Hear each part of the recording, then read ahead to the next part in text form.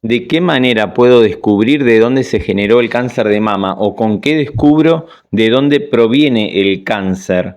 Bueno, lo primero que tenemos que entender es que el cáncer sí o sí, al igual que cualquier otra enfermedad, es una adaptación biológica, es un recurso inteligente de carácter adaptativo y evolutivo frente a una situación determinada. Y otra cosa que es fundamental que tenemos que comprender es entender la función biológica del órgano, porque ningún tejido hace algo por azar o por mala suerte o porque se le antoja la gana, ¿sí? La mama está diseñada para nutrir, para lactar, es el órgano al servicio del lactante, representa la conexión de la mujer con el nido, con la cría, ¿sí? Y para que una mujer desarrolle un programa biológico en la mama, tiene que estar femenina, es decir, que tienen que predominar su estrógeno, tiene que tener un nivel de estrógeno alto, ¿sí?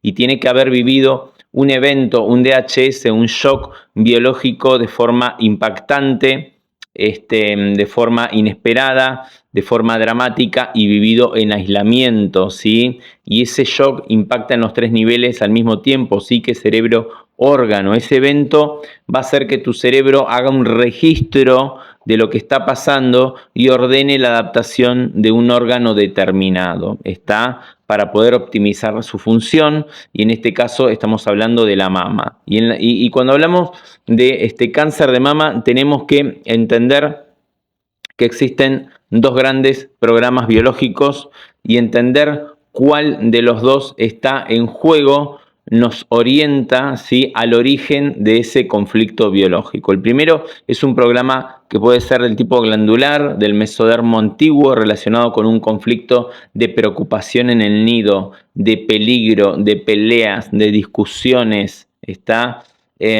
por ejemplo, mi hijo está en peligro, mi madre está enferma, hay un problema grave en casa, mi pareja perdió su trabajo o me separé de mi pareja que era mi sustento de alimento. Entonces, frente a ese impacto, la glándula mamaria va a crecer en esa fase activa con el sentido biológico de producir más leche, ¿sí?, más nutrición para el nido, para esa cría que está en peligro, ¿sí?, o que está en riesgo, ¿sí? Y esa fase suele ser asintomática.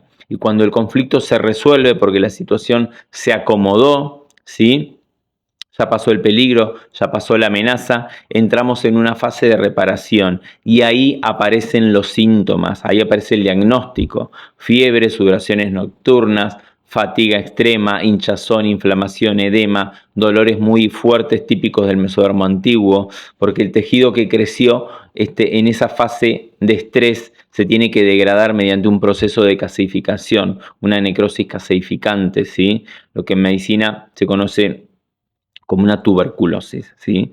Para poder demoler, para poder degradar todo ese exceso de tejido que ya no se necesita.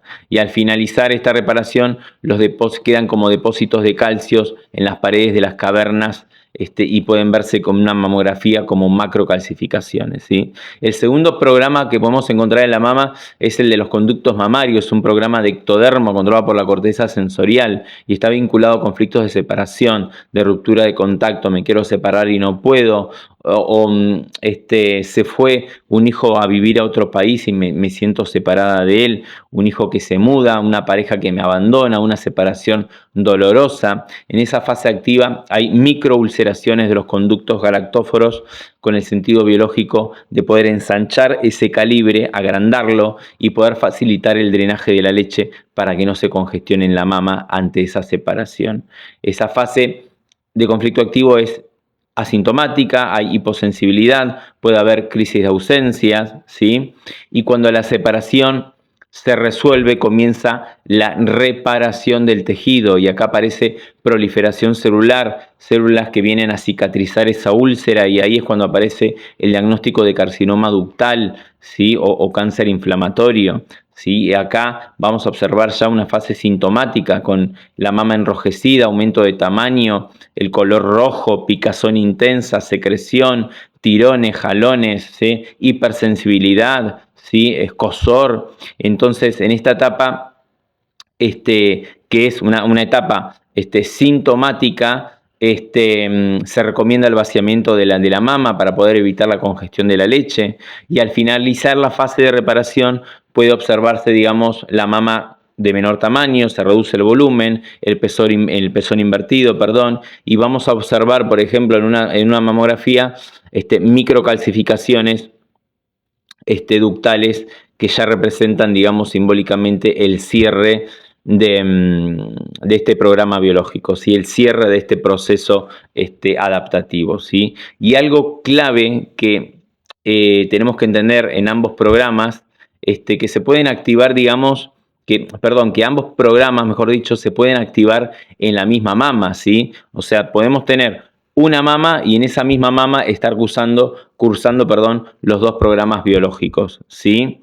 Entonces, tenemos que preguntarnos qué vivencia hubo, ¿sí? En qué momento percibí la separación, en qué momento percibí ese peligro en el nido, ¿sí? Y tenemos que también considerar la lateralidad. La mujer diestra, si el síntoma está en la mama izquierda, el conflicto suele estar relacionado con hijo o madre, y si está en la mama derecha, está relacionado con el padre, el partner, la pareja o cualquier vínculo que no sea madre o hijo, ¿sí? Entonces, a ver, descubrir de dónde proviene el cáncer de mama implica comprender la función biológica del órgano, del tejido, identificar si el conflicto fue de preocupación en el nido o el conflicto fue de separación, y ubicar el momento exacto en el que se vivió ese impacto, ese shock biológico, ¿sí? Y cuando, digamos, comenzó a resolverse también, ¿sí? Porque ahí entramos en esa fase de reparación y sintomática, ¿sí? Porque los órganos no funcionan de manera, los órganos funcionan de manera autónoma, de una manera ordenada, coherente, y están totalmente conectados a la realidad que estás percibiendo, y están conectados con tu psique y están conectados con el cerebro, ¿sí? Están totalmente enlazados y siempre están instante a instante percibiendo la realidad que estás viviendo, y funcionan siempre de manera autónoma, ¿sí? Son procesos que se disparan de forma involuntaria, procesos que se disparan de forma inconsciente, que no podemos controlar, pero siempre están al servicio de cubrir necesidades biológicas, ¿está?